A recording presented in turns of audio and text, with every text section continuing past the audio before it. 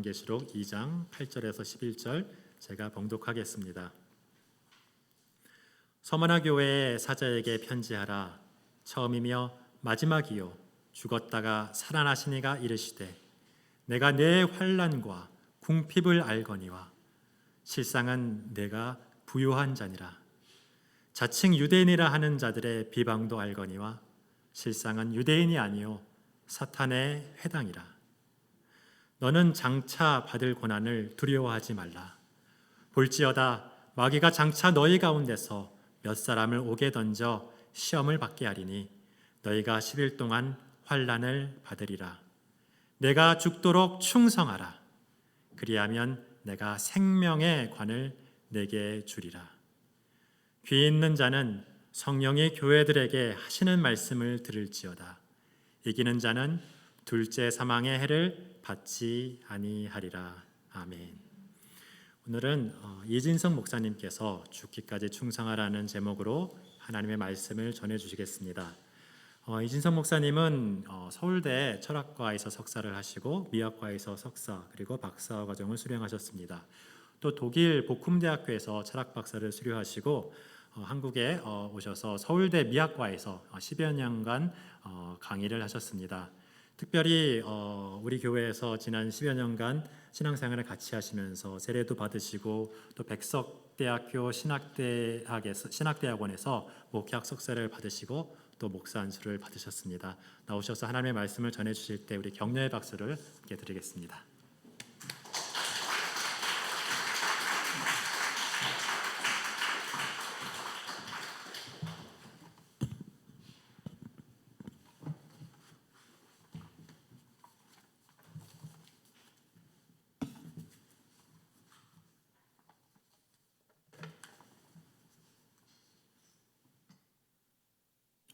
안녕하십니까. 2년 만에 거의 2년 반 만에 뵙겠습니다. 우리가 성경을 딱 한 단어로 딱 축약을 하면 뭐가 됩니까? 성경을 확 줄이면은 확 해서 한 단어만 딱 뽑아내면은 그죠? 예수님이죠, 그죠? 예수님, 그죠? 그걸 또 다시 한 문장으로 바꾸면 성경을 한 문장으로 바꿔라. 그렇게 하면 또 어떻게 바꿀 수 있냐면은 그 예수님을 중심으로 해서 예수님이 오실 것이고 구약 그죠? 항상 예수님을 기다리는 거죠. 그리고 오셨고 다시 오실 것이다. 그게 성경이에요, 사실은. 오실 것이고 오셨고 다시 오실 것이다.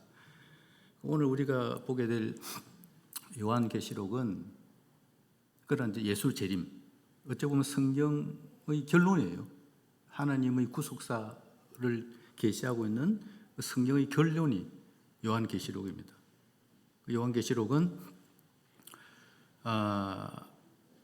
사도 요한이 한 90이 거의 다 돼갖고 도미티안 황제 아주 그 자기를 신으로 숭상받기를 철저하게 이렇게 로마 시민과 그 식민지 땅에게 요구를 했던 그런 어떤 어찌 보면 독재자예요. 도미티안 황제 시절에 사도 요한도 이제 신앙적인 박해를 받아갖고 반모섬으로 유배를 오게 돼요.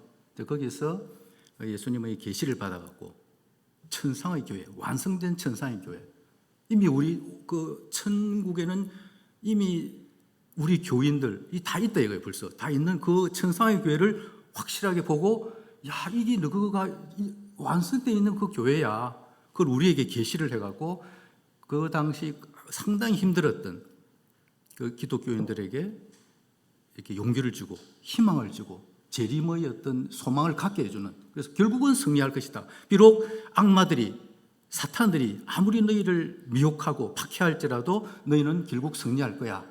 이겨라. 그런 어떤 사랑의 응원가가 요한계시록입니다. 상당히 읽으면 즐거운 책이에요. 사실은 어려운 책이 아니고 정말 중요한 책이고, 특히 이제 우리가 오늘 보게 될 스무나라는 도시는 BC 한 1000년경에 만들어졌던 도시예요. BC 1000년경에. 그리고 한 BC 600년경에 어떤 리디아라는 어떤 나라에 의해서 완전히 파괴가 됩니다. 완전히. 그리고 300년 동안 완전히 폐허로 있다가 BC 3세기 300년이 지나서 BC 3세기에 다시 알렉산더 대왕의 지시에 의해서 그 도시가 재건이 돼요. 그 재건되는데 다른 도시, 주위 도시들이 보기에는 부러울 정도로 화려하게 새롭게 태어납니다. 그러니까 어찌 보면 죽었다가 다시 살아난 어떤 경험을 스무나라는 도시가 갖고 있어요. 이제 그런 것을 염두에 두고 이제 주님이 항상 그 일곱 교회한테 이렇게 편지할 때 수신자가 이제 각각 일곱 교회 교회고, 그 일곱 교회라는 것도 사실은 그냥 지금 터키에 있는 그 일곱 교회가 아니고 그 당시에 지금 터키에 그죠?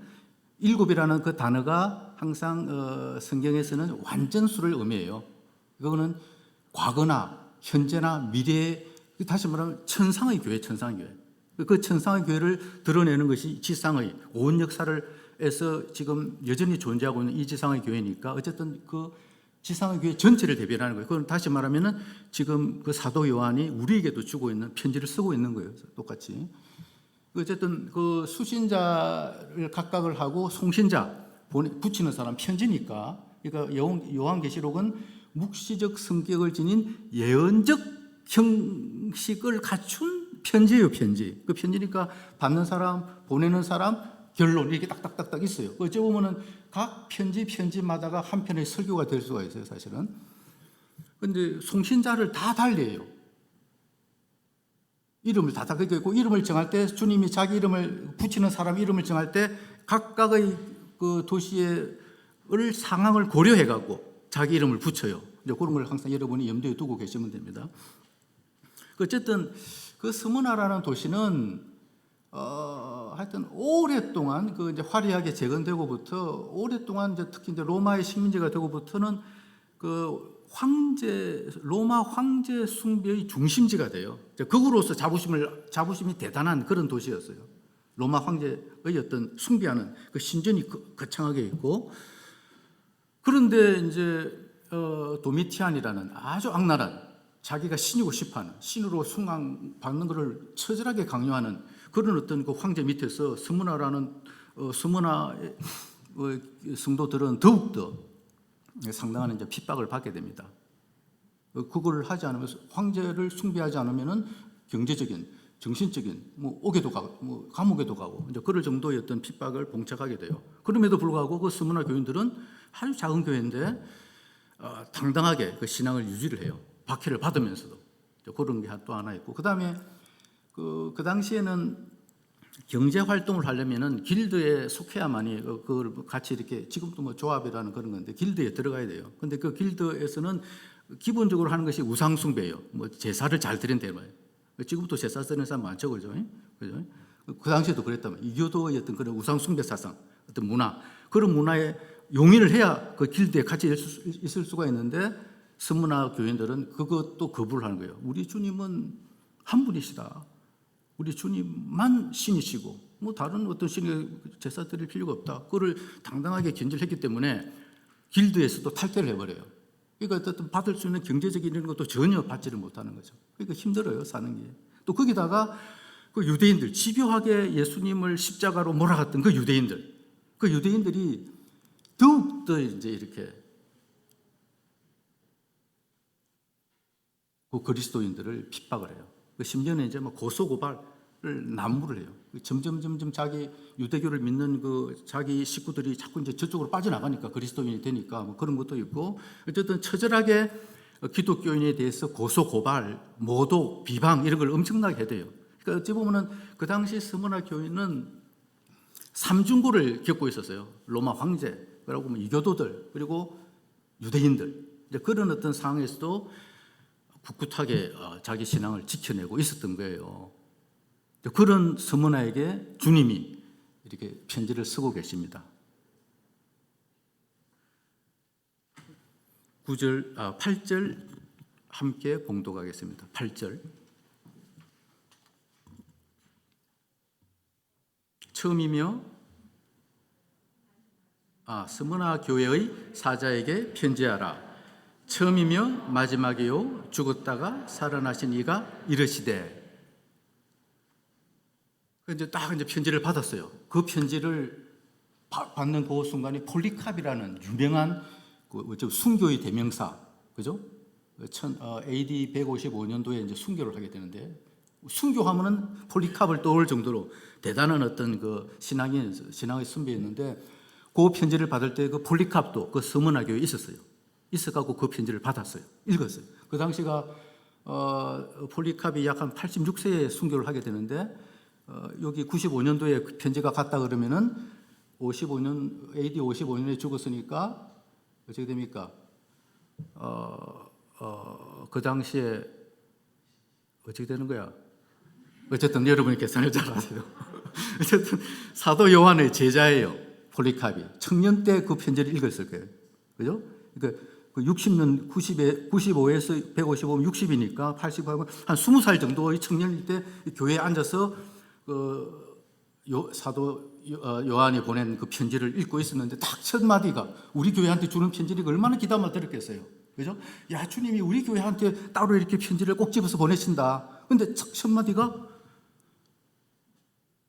처음이요 마지막이다. 자기를 그렇게 소개하는 거예요. 주님이 처음이요 마지막이다. 그런데 이 표현은 구약에서 하나님이 자기를 드러낼 때 구약 백성들에게 이름을 쓰신 거예요. 처음이요 마지막이라는 그 표현은. 그러니까 이사야 41장 4절하고 44장 6절, 그 제가 세 번역으로 읽어드리겠습니다. 누가 이런 일을 일어나게 하였느냐. 그게 이런 일이라는 것은 어쨌든 바벨론을 빌어갖고 혹은 아수르를 빌어갖고 하나님의 그 사랑과 은혜를 배반하고 우상 숭배를 하던 그 당시의 북이스라엘 남유다를 멸망시키는 거예요. 자기 백성을 그렇게 처절하게 이렇게 죽이는 거예요. 하나님이 그런 일을 하나님 하신대요. 이렇게 모든 그 어떤 믿지 않던 하나님은 딱 이 역사를 주관하고 계신다라는 그런 단어예요. 그런 일을 지금 하고 계신 거예요. 하나님이 누가 역사의 흐름을 결정하였느냐. 태초부터 나 주가 거기에 있었고 끝날에도 내가 거기에 있을 것이다. 그러니까 하나님은 자기를 처음이자 마지막이다. 모든 전 역사, 시간의 전 역사를 아우르고 통치하고 주관하고 이끌어가고 경륜해 가신다라는 거죠. 그러니까 주님이 이 우주의 창조자이니까, 주인이니까, 왕이시니까 다 자기 손아귀에 있는 거예요. 뭐 어떤 아수르든지 바벨론이든지 뭐 로마든지 다 관계없이 다 자기 들어 서시는 거예요. 그죠? 그리고 이제 6절에 이렇게 말씀하십니다. 44장 6절. 이스라엘의 왕이신 주, 곧 이스라엘의 구원자이신 전능하신 만군의 주께서 말씀하신다. 나는 처음이요 마지막이다. 나 외에 다른 신은 없다. 이런 표현을 이사야에서 하나님이 말씀하신 거예요. 그런데 예수님이 이 표현을 딱 갖고 오신 거예요. 내가 이런 사람이다. 그러니까 예수님이 나는 하나님이야 이런 말이에요. 그죠? 그러니까 이거를 들었던 스무나 교인들은 우리가 믿는 그 하나님이 진짜 주님이 하나님이야. 그래, 하나님이야. 이 역사를 아우르고 있는, 주관하고 있는. 그러면은 겁날 게 없죠, 그죠? 진짜 그분이 항상 임재해갖고 이 역사를 이끌어 가시니까 모든 것이 합력하여 하나님의 뜻을 완성해 가시니까 그분을 우리가 믿으니까. 그러니까 그 처음이요 마지막이라는 그 단어가 그 힘든 시간을 보내고 있던 스무나 성도에게는 그 한마디로 그냥 위로를 받는 거예요. 눈물을 흘리겠죠. 그래, 이겨내자 이런 어떤 거죠. 용기를 가지겠죠. 또 이제 감동스러운 단어를 이제 주님이 딱 쓰시는 게 심정을 건들리는 거지. 어떻게 쓰냐면 나는 죽었다가 살아났어. 십자가 죽음과 부활을 한 그런 사람이야. 나도 죽었어. 그런데 살아났어. 영원한 생명의 근원이 되었어. 이런 단어를 쓰신 거예요. 그 단어를 딱 들으니까 섬나 교인들은 죽는 게 아니구나. 주님도 죽었고, 근데 그 죽음을 이기셨고, 그죠? 또 살아나셨고, 그러면은 죽는 게 곧 사는 거구나. 주님이 이 죽음을 같이 동행하고 계시는구나. 자기 어떤 그 스무나의 도시 역사도 있고, 그러니까 확 더 와닿는 거예요. 그러니까 이제 스무나 교인들이 아주 이렇게 이제 당당할 수가 있는 거지. 그래, 죽으면 죽으리라 라는 어떤 그런 에스더의 어떤 고백처럼, 그죠? 그런 어떤 그 죽음에 대해서 결연한 담대한 어떤 입장을 가질 수가 있었던 겁니다. 골로새서요. 골로새서 1장 16절로 18절. 골로새서 1장 16절로 18절. 제가 읽겠습니다. 만물이 그에게서 창조되되 하늘과 땅에서 보이는 것들과 보이지 않는 것들과 혹은 왕권들이나 주권들이나 통치자들이나 권세들이나 만물이 다 그로 말미암고 그를 위하여 창조되었고 또한 그가 만물보다 먼저 계시고 만물이 그 안에 함께 섰느니라. 그는 몸인 교회의 머리시라. 그가 근본이시요 죽은 자들 가운데서 먼저 나신 이니 이는 친히 만물의 으뜸이 되려 하시며. 우리 주님이 이런 분이다, 이런 말씀입니다. 사도 바울이 이렇게 고백을 한 거예요. 이런 분이 이제 편지를 쓰시는 겁니다. 이런 분이. 저도 그런 편지 한번 받으면 정말 좋겠는데, 우리에게는 편지가 있죠. 이게 이 성경이라는 편지가 있습니다. 그게 서머나 교인들 부러워할 필요 없어요, 사실은. 어찌 보면 서머나 교인들보다 우리가 더 행운하지. 그때 서머나 교인들은 완성된 어떤 신약의 이런 책을 안 갖고 있었어요. 이 성경책이 이런 형태로 된 게 완전하게 된 게 이제 장절로 구분돼 갖고 한 500년 정도밖에 안 돼요. 그죠? 구약은 한 AD 300 몇십 년도에 이제 구약이 이렇게 39편으로 정해지고, 그죠? 신약도 27편이 이제 정해지고, 그것도 한 800년 정도 있다가 정해지고, 어쨌든 우리가 어찌 보면은 정말 행운하죠. 이런 주님의 편지를, 하나님의 편지를 갖고 있는 거예요. 그러니까 우리가 사실은 어찌 보면은 당당해야 되는데 서머나 교인에 비해서 좀 초라하죠, 사실. 엄청 초라하죠, 그죠? 죄송한데 저도. 어쨌든 이런 주님이 우리에게 편지를 쓰고 계십니다. 9절 함께 봉독하겠습니다. 내가 내 환난과 궁핍을 알거니와 실상은 내가 부요한 자니라. 자칭 유대인이라는 자들의 비방도 알거니와 실상은 유대인이 아니요 사탄의 해당이라. 아멘. 이제 여기서 주님이 아신다라는 표현을 써요. 알고 계신다. 난 너 힘든 거 알아. 저에게도 누가 그래주면은 정말 힘이 나는데 아무도 그러면 이렇게 잘 안 해줘요. 잘 없어요. 옛날에 우리 집 사람이 좀 해주는 것 같은데 이제는 안 그런 것 같아요. 오히려 귀찮게 하는 것 같아요. 돈도 안 벌어다 주고 그러니까. 어쨌든 이 안다라는 이 단어, 우리는 참 잘 몰라요. 서로도 모르고, 특히 21세기에 사는 우리는 다 이렇게 각각이 자기가 왕이고 싶어하는 다 소외된 사회 속에서 사니까 잘 몰라요. 내가 누군지도 모르고, 이웃이 누군지도 모르고, 타인도 모르고, 그게 다 모르는 거지. 그러니까 막 오로지 이제 어찌 보면 외로운 거예요. 외롭죠, 그죠? 뭐 소통이 안 되는 거지. 모르니까 소통이 안 되는 거죠, 또. 그러니까 오로지 개와 고양이한테 애정을 쏟는 거예요, 그러니까. 걔들은 내를 아는 것 같거든. 저도 요새는 이해가 됩니다. 저도 요새 고양이가 아토피만 없으면은 고양이를 키우고 싶은데 아토피 때문에 제가 고양이를 못 키워요. 그 애들 정말 귀엽더라고. 멋있어요. 개보다 더 멋있는 것 같아. 진짜 개도 좋아하는데 어쨌든 고양이가 멋있어요. 근데 이 안다라는 표현이 들을 때 그 스모나 성도들이 정말 행복했을 것 같아요. 저는 너 힘든 거 알아. 환난과 궁핍을 알아. 그런데 그 궁핍한 게 아니고 네가 진짜 부자야 이런 말씀을 하시는 거예요. 네가 진짜 부자야. 이게 무슨 말? 네가 진짜 부자야. 내한테 그 말을 해줬으면 좋겠어. 저도 이제 아까 우리 박영수 목사님이 약간 소개를 했는데 저는 대학교 4년, 대학원 데모하고 일한다고 대학원 또 석사도 4년이나 했어요. 저는 공부를 안 하고 일하다가 그리고 박사과정 3년, 그 11년이죠, 그죠? 그리고 독일에서 또 박사과정 11년, 22년이죠, 그죠? 신대원에서 또 3년, 25년이죠, 그죠? 그런데 저는 덩처가예요. 마누라 덩치 먹고 살고 있어요.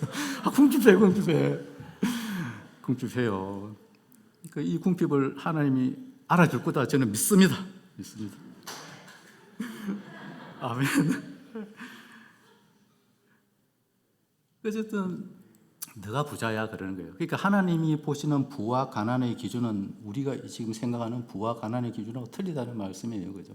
부자는 얼마만큼 하나님을 나의 구주로, 나의 생명으로 꼭 붙드는가. 근데 이제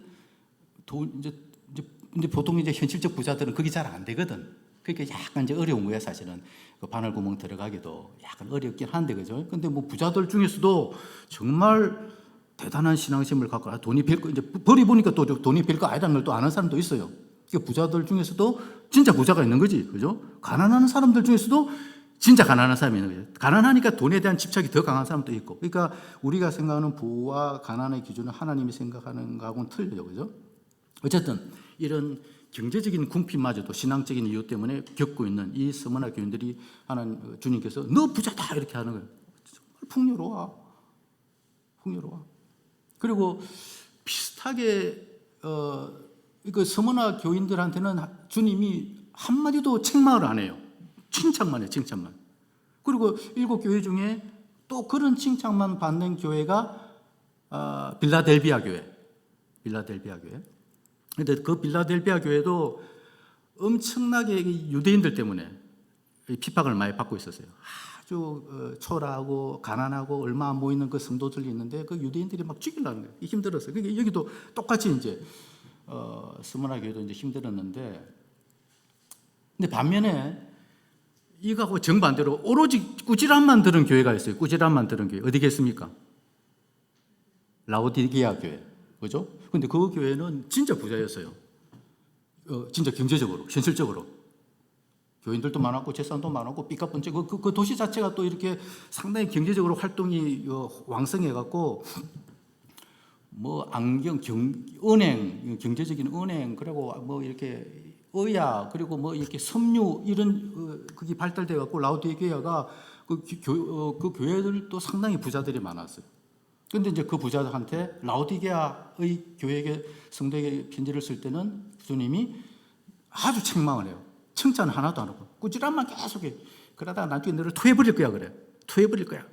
너 그렇게 차지도 덥지도 않은. 찬 것도 그 당시에는 그 라오디게아가 이게 물이 아주 안 좋아, 물 사정이 안 좋아갖고 뜨거운 물은 저 히에로폴리스인가 이런 뭐 끌어오고 또 그 찬물은 아주 차가운 물은 그 어디야 골로새인가 뭐 하여튼 거기서 끌어와요. 그래서 이제 하고 있었는데 그 차고 듣고가 참 좋은 거야 그러니까. 근데 너희들은 차지도 않고 덥지도 않고 미지근히 해갖고 그 너를 토해버리고 신앙이 그렇다 이거지. 이제 그 정도로 주님이 책망을 했어요. 너희 다시 이 믿음을 견실하게 하자면 나는 널 내칠 거야. 이제 그런 식으로 라오디게아 교회한테 편지를 보내면서 어떤 게 편지를 쓰냐면은 계시록 3장 17절 이렇게 라오디게아한테 꾸지람을 해요. 제가 읽겠습니다. 네가 말하기를 나는 부자라 부요하여 부족한 것이 없다 하나 네 공고한 것과 가련한 것과 가난한 것과 눈먼 것과 벌거벗은 것을 알지 못하는도다 이렇게 꾸지람을 해요. 너는 완전히 벌거벗었어. 봉사야. 가난해. 가진 것도 없어. 그 헛된 거 많이 가졌지 다 없어져 이런 말이에요.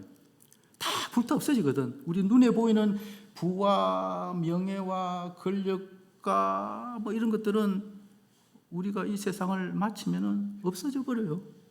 없는 거. 주님은 그런 거에 전혀 관심이 없어요. 지금 얼핏 생각이 나는데, 얼핏 지금 떠오르는데, 저 아르헨티나의 어떤 아주 그 아르헨티나 국민들이 좋아하는 여자가 하나 있어요. 에비타 주인공인데 오페라라도 이렇게 만들어졌는데 에바 페론인가 그렇죠, 그죠? 그분도 예수님하고 비슷한 시기에 돌아가셨어요. 33살 때쯤 죽었는데 대단했어요. 모든 그 페론 그 쿠데타를 일으킨 그 페론 대령하고 어떻게 이제 원래 이 에바 페론이 삼류 배우예요, 삼류 배우. 몸을 팔아가면서 어쨌든 막 열 몇 살 때 이렇게 아르헨티나 수도로 나와갖고 막 진짜 험한 일, 굳은 일, 막 이렇게 거의 창녀처럼 이렇게 몸을 팔아가면서 이제 자기의 어떤 그거를 일궈 나갔지, 야망을 갖고. 그러다가 이제 어느 자선회 무슨 뭐 기금 모금하는 어떤 그 파티장에서 그 페론 군사 그래 쿠데타에 성공한 그 당시 장관이었을 거예요, 그 페론이. 그 만나갖고 눈이 딱 맞아고 진짜 예뻤는가 봐, 에바 페론이. 그래갖고 이제 둘이가 이제 결혼해갖고 얘가 퍼스트 레이디가 되는 거예요.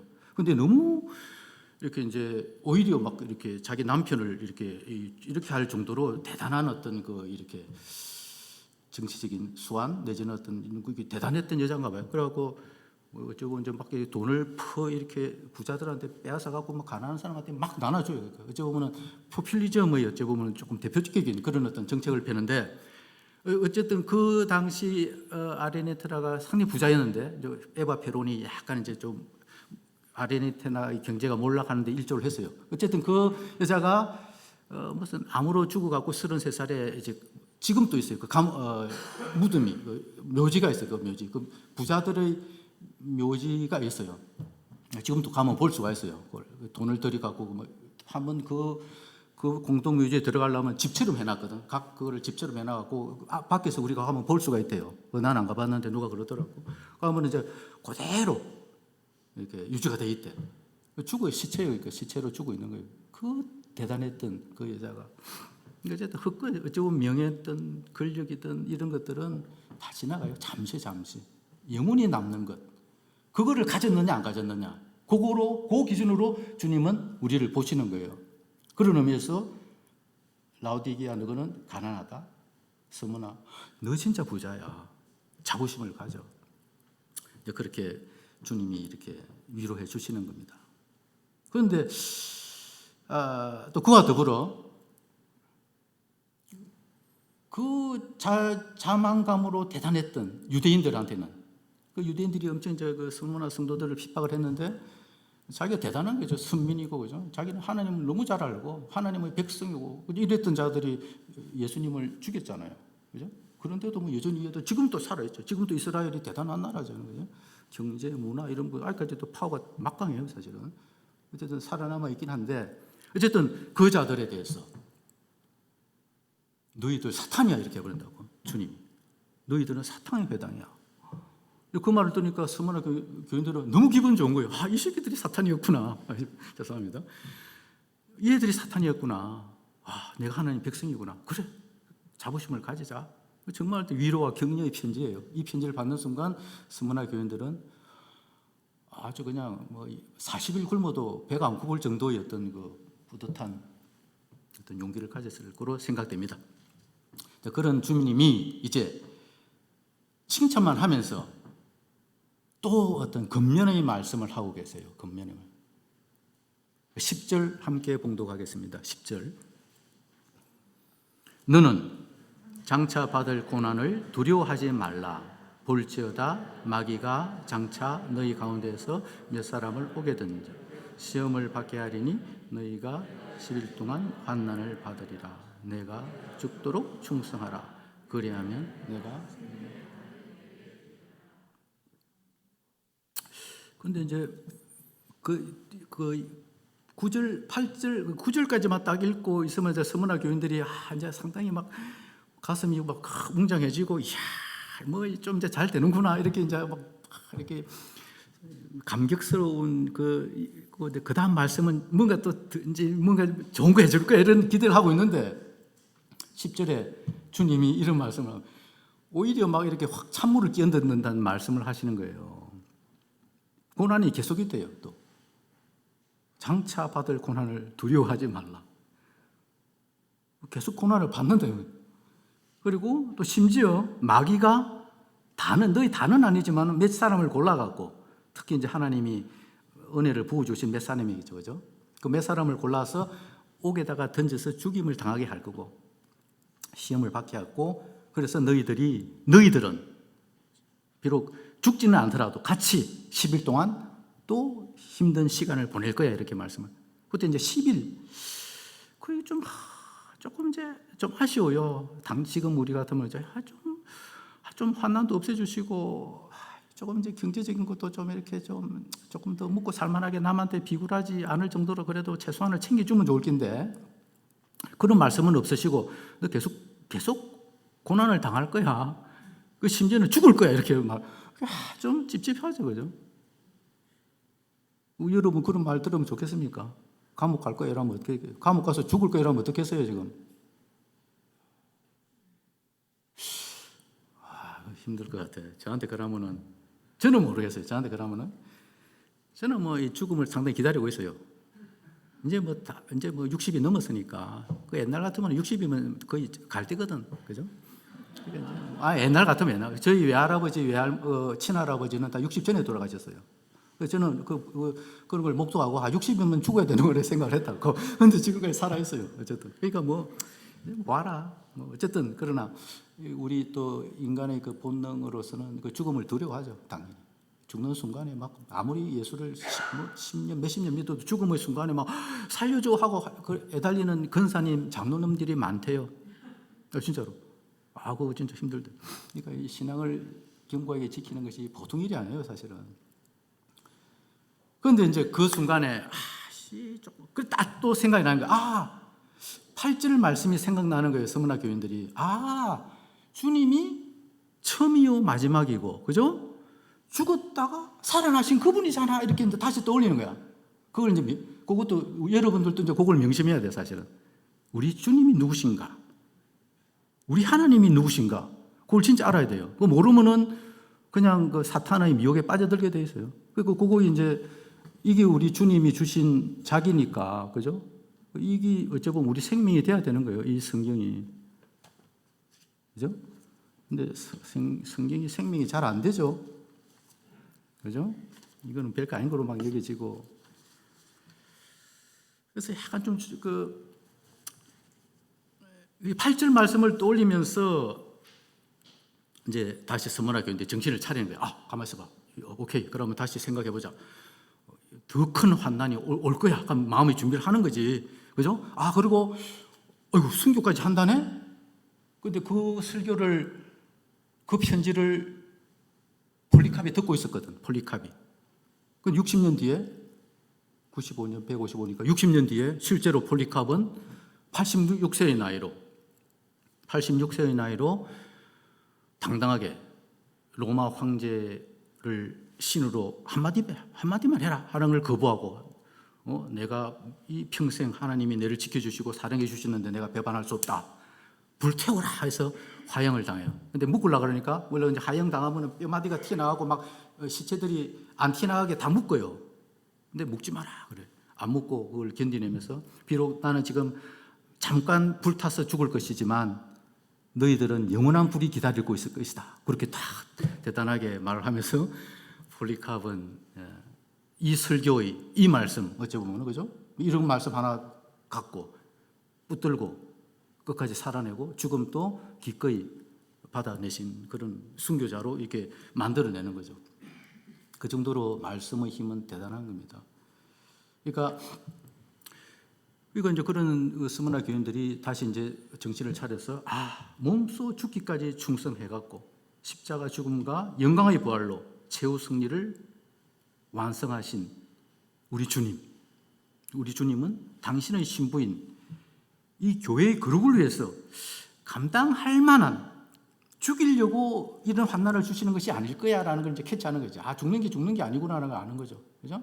새로 살아나니까 영광의 부활로 우리 주님이 살아났고 그분이 말씀하시니까 그러니까 일정 기간은 열흘이라는 말이 이제 뭐 말이 열흘인 거예요. 열흘 하루 이틀 열흘 그게 아니고 성경을 문자 그대로 보는 사람들은 참 답답한 사람들이에요, 사실은. 열흘이라는 것은 다니엘서에 나오는 표현을 갖다 쓴 거예요. 그러니까 이 요한계시록은 한 400몇 절로 돼 있어요. 절로 치면은 그 400절 중에 거의 300절 이상이 구약에서 갖고 와요. 구약에서. 그걸 짜집기 해서 하는 거예요. 그 구약을 모르면은 엉뚱한 소리 하는 거예요. 요한계시록은. 구약을 꼭 알아야 돼요. 구약을 모르면은 이단이 되는 거예요. 막 오만 때만 상상력을 발휘해갖고 막 이제 이 성도들을 미혹하는 거지. 이만희 이런 애들도 그렇고 다 요한계시록에서 이단들이 많이 나와. 상당히 쉬운 책인데 왜 그런지 모르겠어요. 재밌고 쉬운 책이고 정말 멋진 책인데 어쨌든 사탄에게 그 10일이라는 것은 일정한 기간 말하는 영원히 되지 않을 것이다. 주님에게서 영혼은 우리가 이제 이 몸을 벗고 새로운 몸을 받아서 죽고 나면은 그죠? 새로운 몸을 받아서 이제 주님과 같이 사는데 하나의 천상의 교회에서 그 영원한 거거든. 그러니까 어쨌든 잠깐이 되고요, 잠깐. 10일은 그에 비하면 10일은 잠깐인 거지. 그 어떤 물론 각각의 하나님이 뜻하신 바에 모든 시대, 모든 역사, 모든 사회, 모든 인간에게 각기 그거에 걸맞는 시간을 부여하죠. 환난의 시간을. 어떤 사람한테는 평생을 환난으로 하는 사람도 있고. 그래서 누굽니까? 야곱은 죽을 때 130년 내내 고통, 환난의 삶이었다 고백하잖아요. 그 사람은 130년 내내 그렇고, 또 어떤 사람은 이 말 그대로 열흘 다 해보니까 한 열흘 정도 되더라. 오케이, 그런 사람도 있고, 또 어떤 사람은 안 하는 사람도 있고, 진짜 복 받은 사람이죠, 그죠? 우리가 볼 때는 정말 부러운 사람이지.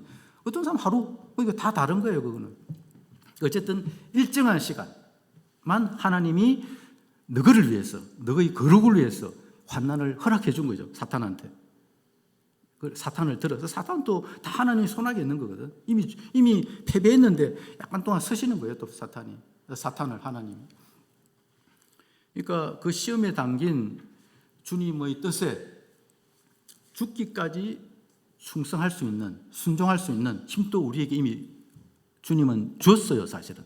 사실 여기 힘이지, 여기 힘이죠, 그죠? 이걸 줬어요. 그러니까 그 힘이 이제 하나님의 말씀인데, 여러분은 하나님의 말씀에 의해서만 사라지는 거예요, 사실은. 이 말씀이 없으면 이미 죽은 거죠. 그러니까 하나님의 택해진 백성이 아닌 분들은 누군지는 우리는 확신할 수 없죠. 인간은 그걸 말을 할 수가 없지. 하나님은 이미 이제 창세전에 다 딱 정해놨거든, 자기 백성들을. 이제 그 성도들만 역사라는 환난의 시간을 통해서 양육해갖고, 양육하는 거지. 징계라는 게 파이데이아 이런 말이 징계인데, 자식 만들게요. 그 원뜻은 파이데이아라는 말이. 내 새끼들을 멋진 인간으로 키우는 거예요. 그게 우리 인생이고 우리 역사인 거예요. 이제 그래서 환난을 주시면서 그 환난을 이길 수 있는 힘도 또 여기다 주신 거고. 이 성경이 우리를 살리는 겁니다, 사실은. 그 성경을 하나님을 믿지 않고 주님을 믿지 않는 사람은 죽음으로 가는 거예요. 태어나는 그 순간 죽은 거예요, 사실은. 우리는 영생에서 영생으로 가는 거고. 만약에 우리가 하나님의 택한 백성이 맞다면, 누군지는 확 100% 장담은 못하겠지만, 그죠? 따라서 죽기까지 충성하라. 이런 말은 안 하면 어떻게 할 거야? 안 하면 안 줄 거야? 이런 말이 아니고, 이미 답은 다 나와 있고, 계획도 다 나와 있고, 다 플랜이 있는 거지. 그러니까 죽기까지 충성하라는 말은 어찌 보면은 살려면 어떤 상황에서도 말씀을 꼭 붙들어라. 그게 곧 생명이고 진리니까. 그런 어떤 주님의 우리에 대한 사랑 고백이에요, 사실은. 그러니까 성경에 나오는 하라 하지 마라, 적어도 우리 백성에게, 우리가 하나님의 백성이 맞다면은 그런 명령은 따라야 되는데 아니면 벌 주면 어떡하지, 이런 어떤 그런 게 아니고, 그렇게 하라고 주는 게 아니고, 그렇게 하는 사람들이 유대인이에요, 사실은. 이미 그거는 하나님의 약속이에요. 하나님은 우리가 그런 그 율법을 못 지킬 줄 알거든. 누구도 연약한 육을 가진 사람들은 하나님의 그 명령을 지킬 수가 없어요. 지킬 수 있으면은 굳이 예수님이 십자가 죽음을 당할 필요가 없지. 안 되니까 예수님이 우리를 다 끌어안고 죽어갖고 우리로 생명으로 이끄신 거잖아요. 그러니까 어찌 보면 하라 하지 마라 명령은 사랑한다라는 말이에요. 난 널 사랑해. 반드시 내가 할 거야. 해줄 거야. 하나님이 스스로 약속을 하고 스스로 빚쟁이가 되는 거야. 하나님이가 우리 빚쟁이, 자발적으로 빚을 진 거예요. 해줄게라고 말을 해버린 거예요. 나는 너를 거룩한 내 백성, 내 아들로 만들게. 그런 전제하에 이제 해라 하지 마라라는 말씀을 하고 있거든. 이미 하나님은 우리에게 빚쟁이가 됐어. 우리는 하나님한테 빚 갚으세요라고 항상 기도해야 돼요. 빚 갚으세요. 하나님이 주신다는 그 영생 주셔야 돼요. 이렇게 구하라, 찾아라, 두드려라. 이 말이 하나님이 빚 갚아요. 빨리 빚 갚아주세요. 그런 말이에요. 어찌 보면. 근데 어쨌든 우리의 선배들은 이 말씀이 죽음을 이기는 영생의 양식이 된다라는 것을 알고 정말 하나님의 은총, 은혜 하에 그렇게 당당히 그 말씀을 갖고 죽음을 넘어서는 그런 분들이 아까 말씀드렸던 폴리캅도 있었고, 또 우리 신앙의 선배들 중에서는 제가 이렇게 존경하는 손양원 목사, 그죠? 손양원 목사님. 1902년도에 태어나셔갖고 1950년도에 죽었어요. 저는 오래 사는 게 미안해요. 그 손양원 목사님은 48년의 삶을 살다 가셨는데 저는 아직까지 60이 넘어갖고 살고 있어요. 이렇게. 아직까지 제가 겪을 한난이 있다는 거지. 그죠? 있다는 거지. 그러니까 여러분이 집에 가셔갖고 아마 그 손양원 목사님이 그 삼남 삼녀의 아들을 뒀는데, 삼남 삼녀. 그 중에 첫째 아들하고 둘째 첫째하고 둘째 아들이 그 기독교를 박해하는 자일 발치산 그렇게 48년 여순 반란 사건 때 자일 발치산들한테 이제 죽음을 당해요. 원래는 큰 아들만 죽이려 했는데 작은 아들이, 둘째 아들이 우리 형님은 우리 집의 대들보시고 장손입니다. 제가 대신 죽을게요. 그랬다고. 그때 작은 아들이 고등학생이었어요. 큰 아들은 대학생인가 그랬고. 그 발치산들이 이 새끼들 이러면서 둘 다 죽여서 둘 다 죽여버렸거든. 근데 그거를 설교하고 계시는 중에 그거를 전해 들었어요. 손양원 목사님이 48년도에. 그게 그 나이로 만으로 46살 때죠, 그죠? 그때 그걸 듣고도 끝까지 설교를 마쳐요.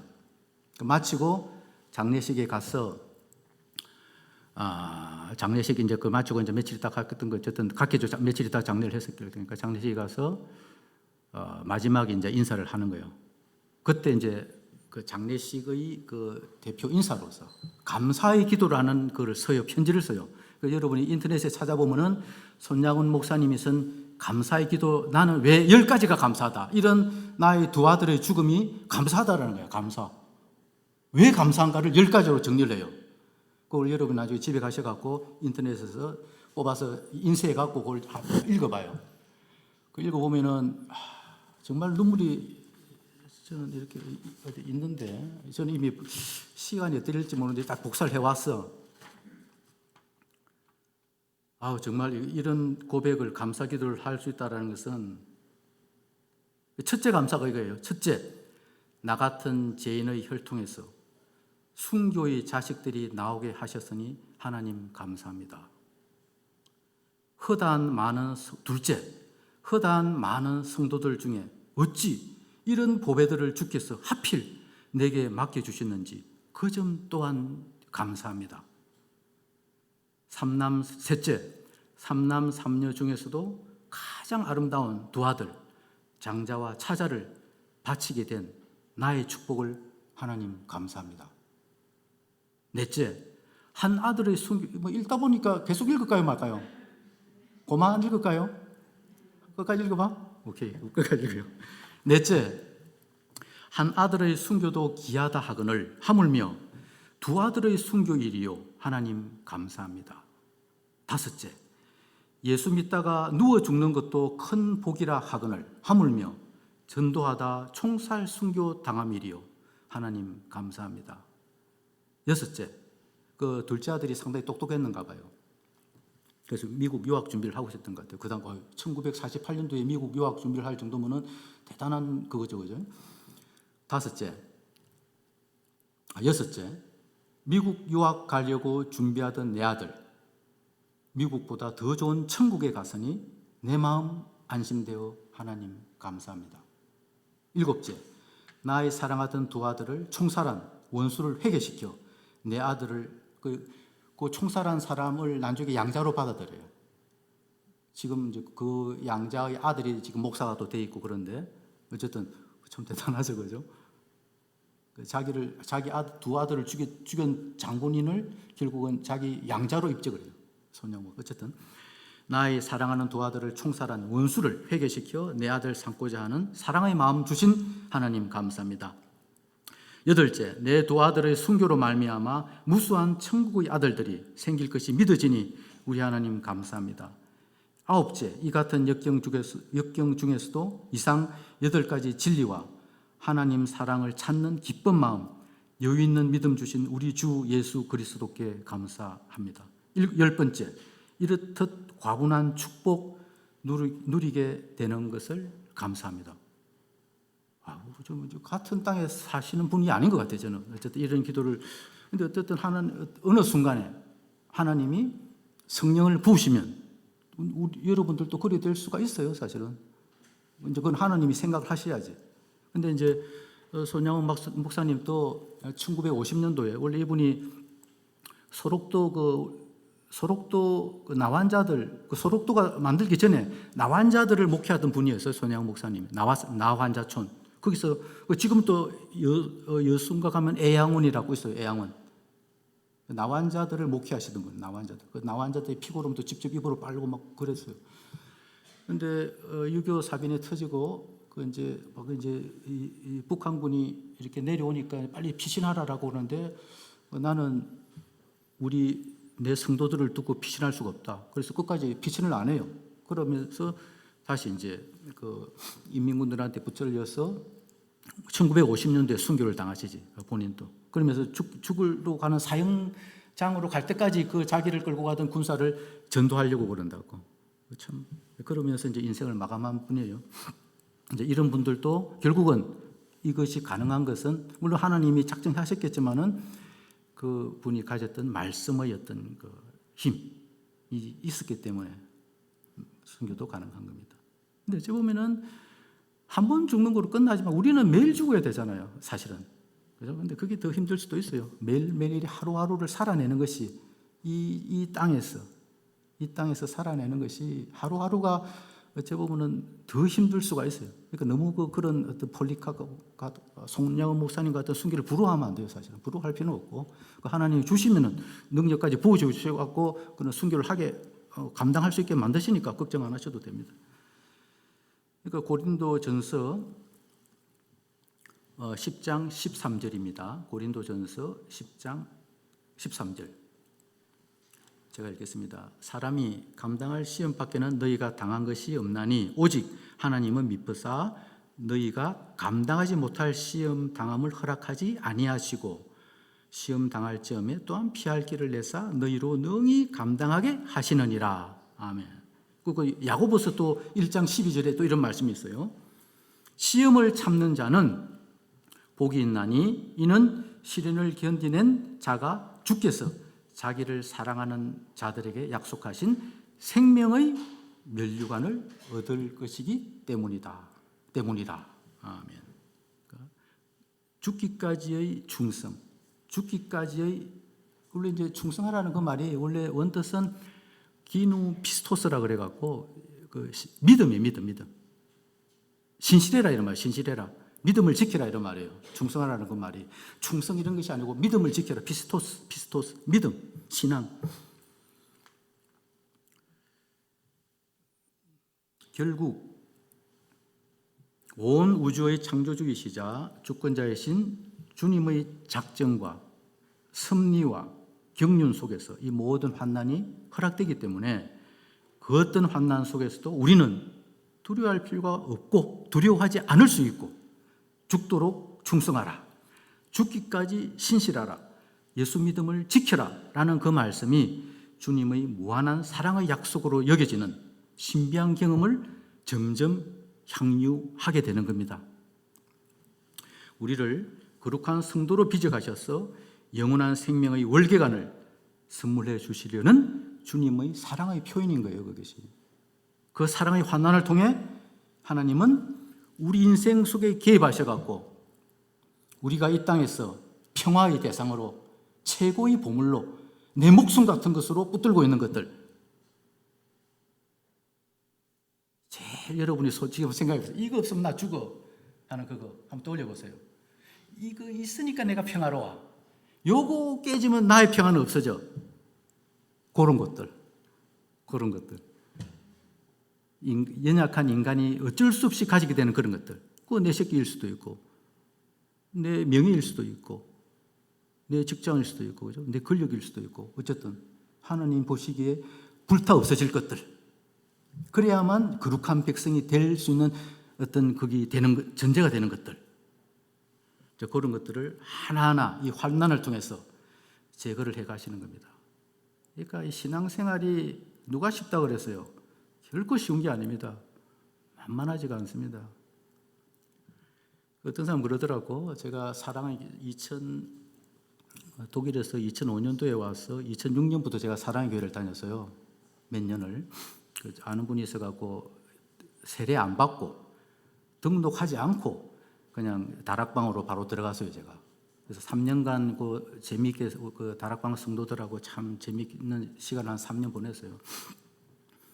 그때 이제 어떤 분이 그러시더라고. 자기도 들은 이야기인데 우리 한 60 정도 넘은 권사님이 계신데 그때가 2006년에서 8년 사이니까 지금은 뭐 한 이제 벌써 80이 다 됐겠죠, 그 권사님이. 성경을 10번 이상 읽었대요. 그것도 아주 정성 들여갖고. 그리고 필사도 몇 번 했대요, 필사를. 하나하나 마음에 새겨가면서. 거기다가 영어로도 또 뺏게 돼요, 영어로. 그분이 좀 영어를 아는 모양이야. 영어로도 다 또 필사를 했다는 거야. 근데 그런 분이 어느 날 와서 하소연을 하더래. 목사님한테. 목사님, 저는 방언 기도가 왜 이렇게 안 터져요? 이러더래요. 그러니까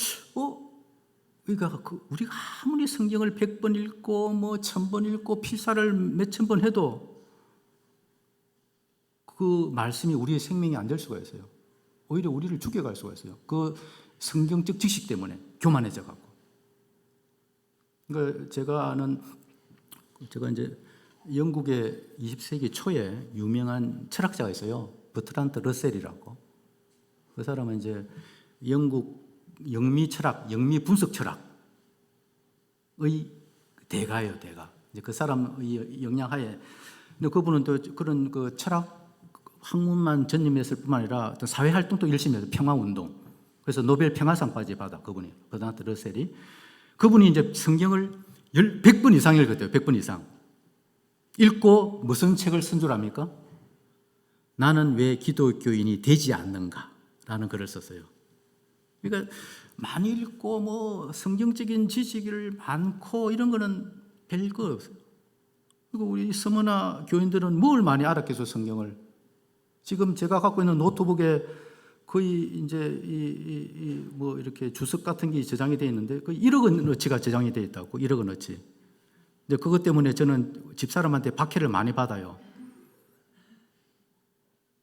그 많은, 그러니까 서머나 교인들은 제대로 된 성경도 없는데 그 편지하는 거 갖고 이겨내는 거예요. 근데 지금 그 많은 그 말씀의 홍수, 인터넷 들어가면 무수히 많은 말씀이 있고, 뭐 교회만 들어가면 어떤 설교가 잘잘잘 흘러나오잖아요.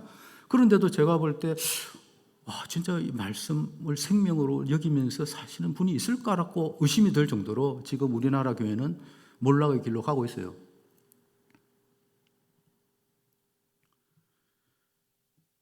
참 우리가 회개해야 될 것 같습니다.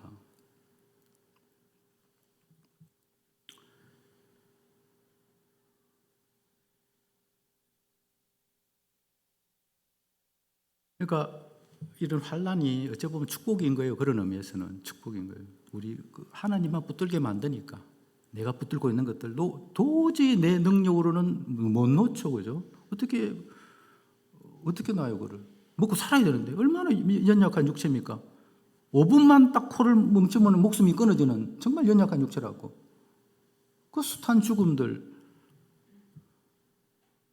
그 목마를 때 물 먹는 것도 나를 위해서 마시는 거거든.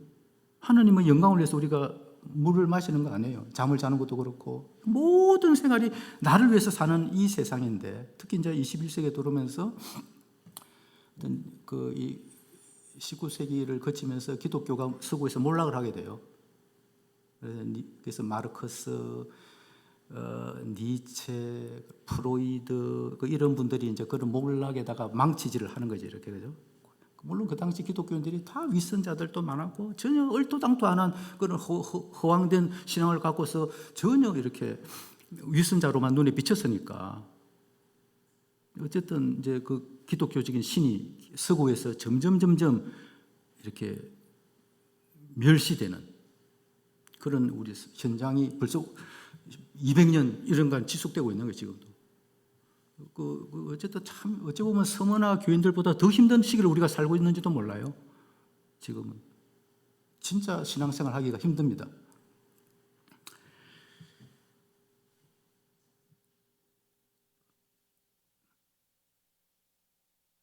그 환난이 어찌 보면 축복일 수가 있는 거예요, 그런 의미에서.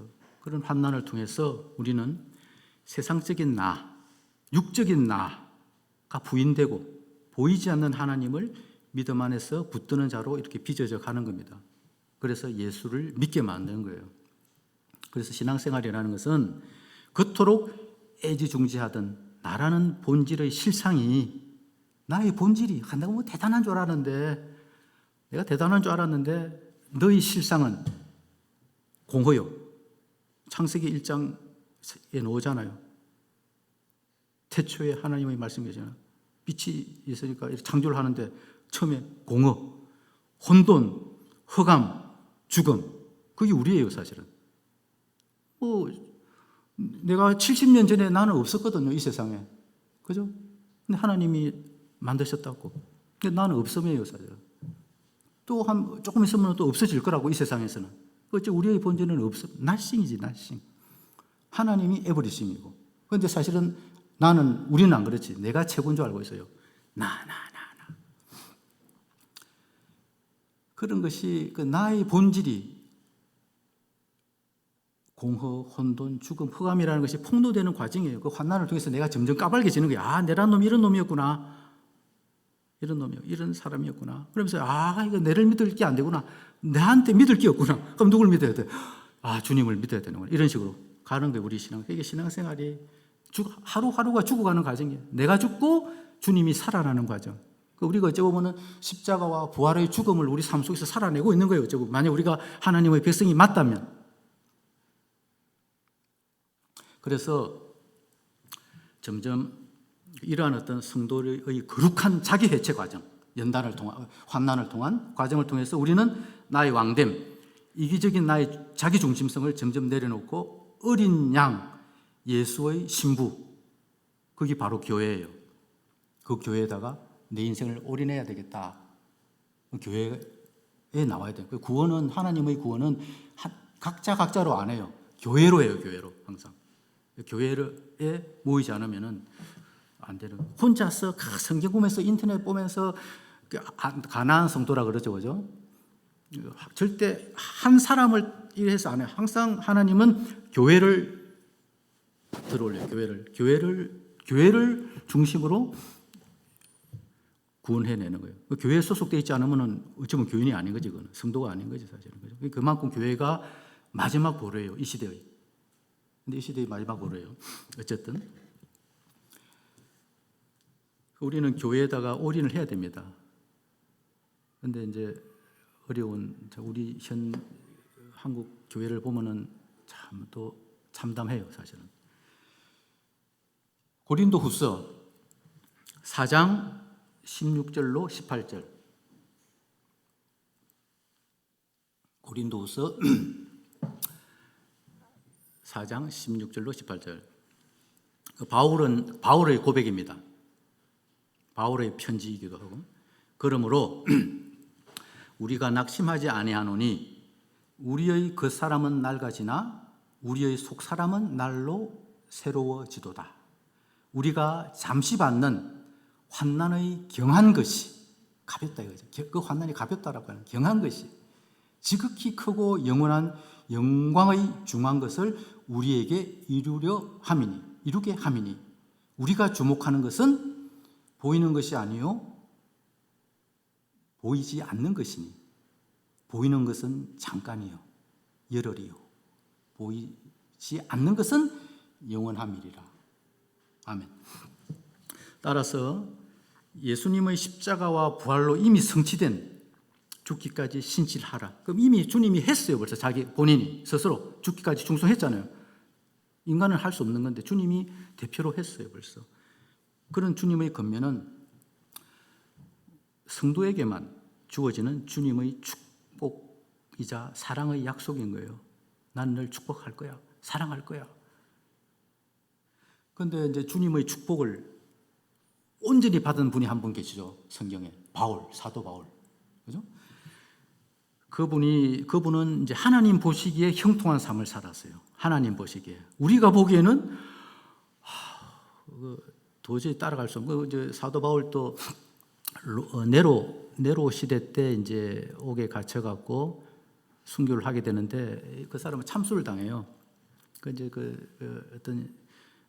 어떤 배경의 역사서를 이렇게 보면은 그 목이 탁 잘려지는데 세 마디를 한대. 목이 떨어지는 그 순간에 세 마디를 한대요. 목이 떨어지고 나서 바로 안 죽으시는가 봐요. 목 떨어지는 그 순간에도 안 죽는가 봐요. 어쨌든 세 마디를 했대. 누가 들었대. 옆에서 뭐라고 했을까요? 그게 사도 바울이 목 잘림 당하고 나서 머리가 떨어지고 떼굴떼굴 구르면서 한 세 마디 뭐겠습니까? 예수, 예수, 예수였어요.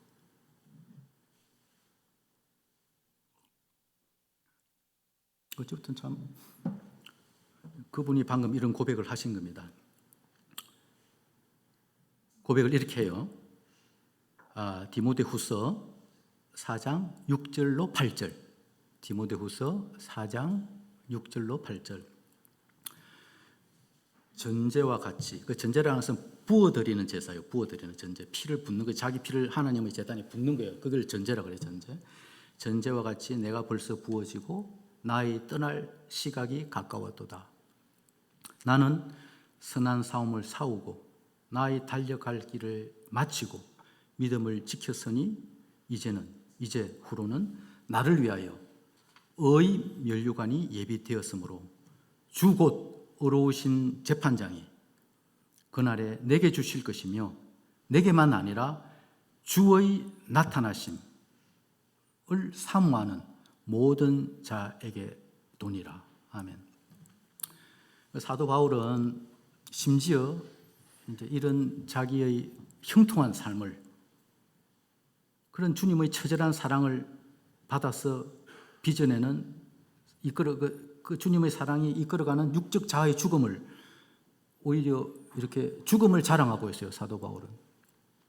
고린도전서 15장 31절 제가 읽겠습니다. 형제들아, 내가 그리스도 예수 우리 주 안에서 가진 바 너에게 대한 나의 자랑을 두고 단언하노니 나는 날마다 죽노라. 그 죽는 게, 날마다 죽는 게 자랑이에요.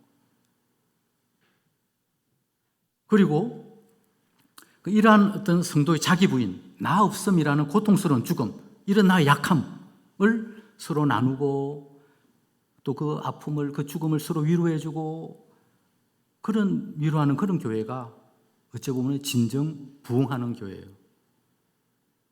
그런 나눔이 있는 교회. 그런 죽음을 서로 공유하고 나의 약함을 드러내고 내가 어떻게 죽어가고 있어, 이거를 고백하고 그 고백을 듣고 같이 울고 같이 위로하고 그 죽음을 나의 죽음으로 받아들이고 그렇게 서로 교제하는 그런 교회, 그런 성도가 있는 곳이 부흥하는 교회입니다. 그게 진정한 리바이벌이에요.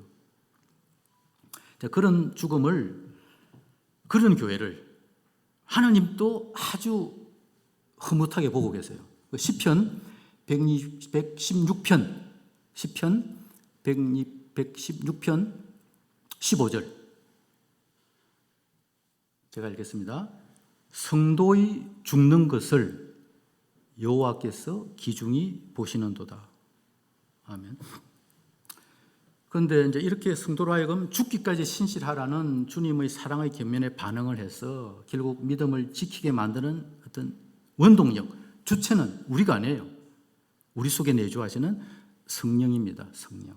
그 성령이 마지막으로 이제 이렇게 딱 결론으로 이렇게 말씀을 하시는 거예요. 11절 함께 봉독하겠습니다. 11절. 기 있는 자는 성령이 교회들에게 하시는 말씀을 들을지어다. 이기는 자는 둘째 사망의 해를 받지 아니하리라. 귀가 있어야 돼요. 듣는 귀가 있어야 돼요. 항상 성도들은 듣는 귀가 있어야 돼요. 듣겨야 돼요. 성도가 아닌 하나님의 백성이 아닌 사람들한테는 안 듣기게 해버려요. 이사야서에, 그죠? 귀를 막아버려라. 그건 안 들으니까 몸보게 해라. 그러니까 하나님의 말씀의 선포가 자기 백성들한테는 들리게 하시고 백성이 아닌 자에게는 안 들리게 하시는 거예요. 하나님, 그게 하나님의 성령의 역할이에요. 귀가 들린다는 것은 그건 정말 대단한 거예요. 들린다라는 것은. 그러니까 귀가 있는 게 중요한 거죠. 그런 이제 말씀을 들어야 돼요. 그래서 들어야 돼. 들으면서 믿음이 나오는 거예요. 사실 들으면서, 그죠? 그래야지 이기는 거고, 듣고 믿어 이길 수 있는 거예요. 이기는 자는 둘째 사망의 해를 받자. 이 말은 아까 10절에서 나왔던 죽기까지 충성하게 되면은 영광의 면류관을 쓰게 될 거 똑같은 이야기죠. 그러니까 성령님이 주시는 최후 승리의 종말론적인 약속, 이것을 믿는 우리는 말씀만이 우리를 승리하게 만드는 유일한 길이요, 진리요, 생명임을 알기에 예수님이 선물해 주신 영적 가족 공동체인 지상의 교회에 올인해야 되는 겁니다. 그리하여 우리는 예수님의 재림으로 완성될 새하늘, 새 땅에서 누릴 영생의 복락을 이 땅에서도 누릴 수 있는 행운하고 실상은 부요한 자인 것입니다. 요한계시록 21장 3절, 4절, 7절. 요한계시록 21장 3절, 4절, 7절 제가 읽겠습니다.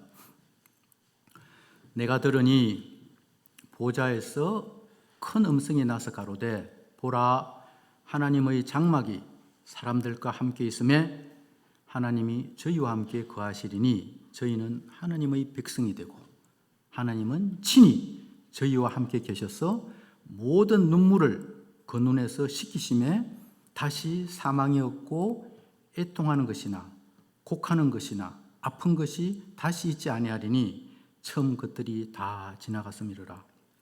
이기는 자는 이것들을 상속으로 받으리라. 나는 그의 하나님이 되고 그는 내 아들이 되리라. 아멘. 반면에 예수님의 복음을 거부하는, 믿지 않는, 그래서 결국은 죽음의 패배를 맛보게 되는 그들에게는 영원한 형벌, 멸망의 형벌이 기다리고 있어요. 계시록 21장 8절 그 다음 거죠. 그러나 두려워하는 자들과, 항상 두려운 거예요. 예수를 믿지 않고 지가 아무리 억만장자고 뭐 대통령이고 뭐 오만 근세 부 다 갖고 있어도 두려움이 항상 있어요.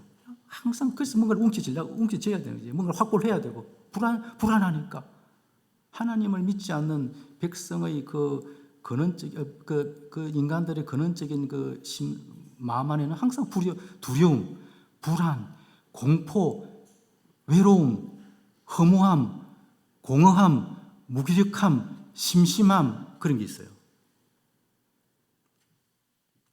두려워하는 자들과 믿지 아니하는 자들과 흉악한 자들과 살인자들과 음행하는 자들과 점술가들과 우상 숭배자들과 거짓말하는 모든 자들은 불과 유황으로 타는 못에 던져지리니 이것이 둘째 사망이라. 아멘. 말씀 맺겠습니다. 오직 하나님의 말씀을 통해서만 성도들은 이 교회 시대라는 것은 환난의 시대예요. 환난의 시대를 인내하면서 거룩한 자로 지어져 갑니다. 그런데 오늘날 한국 교회는 세상으로부터 박해를 받기는커녕, 그죠? 오히려 교회가 세상을 비판하고 있는 것 같아요. 제가 볼 때는 우리 교회가 끝까지 이렇게 자기 왕됨을 고수했던 바리새인들처럼 하나님으로부터 사탄의 회당으로 내쳐지지 않을까 심히 두렵습니다. 이 땅의 교회가 진정 하나님의 진리의 말씀으로 양육되어 부흥되고 있는지 의심스럽습니다. 아모스 8장 11절, 아모스 8장 11절 제가 읽겠습니다. 주 여호와의 말씀이니라. 보라, 날이 이를지라 내가 기근을 땅에 보내리니 양식이 없어 주림이 아니며 물이 없어 가람이 아니요 여호와의 말씀을 듣지 못한 기갈이라. 이제 말씀이 잘 거짓 말씀이지 어찌 보면 거짓 복음이 횡행하고 있는지도 몰라요. 지금 제일 많은 세력을 확장해 가고 있는 것이 신천지예요. 신천지, 그죠? 어마어마해요. 그 애들 숫자 지금 하는 거는 아주 지금 또 공격적으로 되고, 그 애들 지금 전도가 아주 공격적. 옛날에는 한 1년간은 자기 신분을 감추는데 이제는 노골적으로 드러내고 바로 전도예요. 이제는 뭔가 대단히 자신감이 붙는가 봐. 이 신천지 애들이. 이런 시대예요. 우리가 이런 시대를 살아가고, 그 애들이 일면에다가 자기 교회를 신천지를 선전하고 일면 신문에다 톱으로, 이런 시대를 우리 지금 살아가고 있는 겁니다. 정령 교회에서 참된 복음이 선포되고 나누어지며 그를 통해 하나님의 거룩하고 보편적 교회가 세워져가며 하나의 복음, 그 사도들의 가르침이 했던 그 절절한 하나의 복음, 하나의 믿음으로 성도들 간의 교제가 이루어지길 소망합니다. 예수 그리스도를 믿는 믿음, 그분의 피, 그리고 우리가 갖고 있는 하나님의 말씀, 오직 이것으로만 이 세상 통치자들과 권세들과 이 어둠의 세상 주관자들과 하늘에 있는 악의 영들을 이길 수 있습니다. 어쩌면 2000년 전 스무나 교회의 성도들보다 더욱 가혹하고 참담한 현실을 살아가고 있는 오늘 이 땅의 우리 교회에게도 스무나 교회에 임했던 주님의 위로와 격려와 사랑이 체휼되기를 주님의 이름으로 축원합니다. 죽기까지 주님의 믿음을 지키는 것이 우리의 진정한 행복이고 유일한 존재 이유라는 사실이 깨달아지는 은혜가 행복을 나누는 하나교회 성도님들에게 충만하기를 축원합니다. 기도하겠습니다.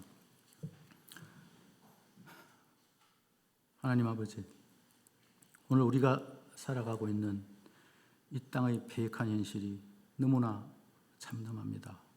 주님, 저희를 불쌍히 여겨 주시옵소서.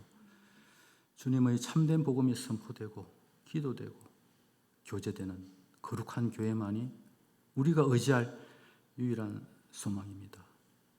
또다시 환난을 통과하고 있는 저희를 굳게 붙드시어 죽기까지 주님께 충성할 수 있는 저희에게 은혜 베풀어 주시옵소서. 예수님의 이름으로 기도합니다.